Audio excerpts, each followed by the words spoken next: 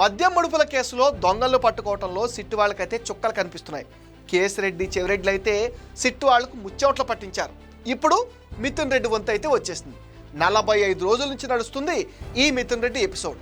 ముందస్తు బెయిల్ అంటూ మొదట హైకోర్టుకు వెళ్ళాడు. కోర్టు ఇంకా మిథున్ రెడ్డిని నిందితుడిగా చేర్చలేదని బెయిల్ ఇవ్వలేదు. వెంటనే సుప్రీంకోర్టుకు వెళ్ళాడు.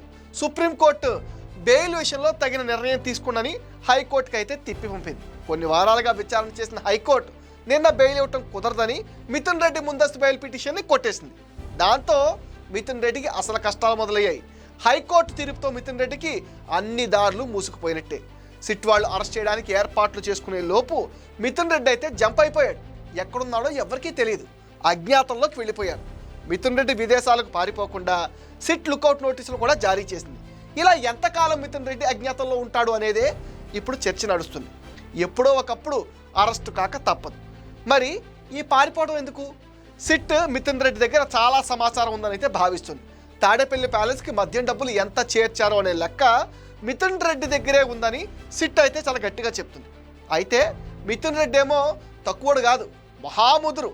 2 నెలల క్రితం మొదటిసారి సిట్ విచారణకు పిలిచినప్పుడు మామూలుగా ఆవరక్షణ చేయలేదట. సిట్టు వాళ్ళని చూసి ఉనికిపోయినట్టుగా యాక్షన్ చేశాడట. చెవిరెడ్డి వేసిన క్యాసెట్టే వేసాడట.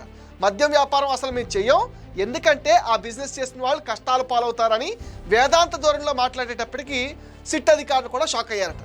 ఇప్పుడు అరెస్ట్ చేస్తే ఇంకెన్ని డ్రామాలు వేస్తాడో చూడాలి. ఒకటి మాత్రం నిజం, మిథున్ రెడ్డి మరికొద్ది రోజుల్లో అరెస్ట్ అవడం అన్నది పక్కా. ఈయన అరెస్టుతో మద్యం ముడుపుల కేసు దర్యాప్తు దాదాపు పూర్తయినట్టే. ఇక జగన్ రెడ్డి అరెస్ట్ ఒకటే పెండింగ్లో ఉంటుంది. ఇప్పటికీ జగన్కు సంబంధించి అన్ని ఆధారాలు సిట్ అయితే సేకరించింది అంటున్నారు. ఛార్జ్ షీట్లో జగన్ రెడ్డి పేరు పెట్టి కోర్టులో ఫైల్ చేసి జగన్ రెడ్డిని కూడా అదుపులోకి తీసుకుంటారని ఒక సమాచారం అయితే ఉంది. కాబట్టి జూలై ఆగస్టు నెలల్లో రాష్ట్ర రాజకీయాల్లో మనం పెను సంచలనాలు అయితే చూడబోతున్నాం అన్నమాట.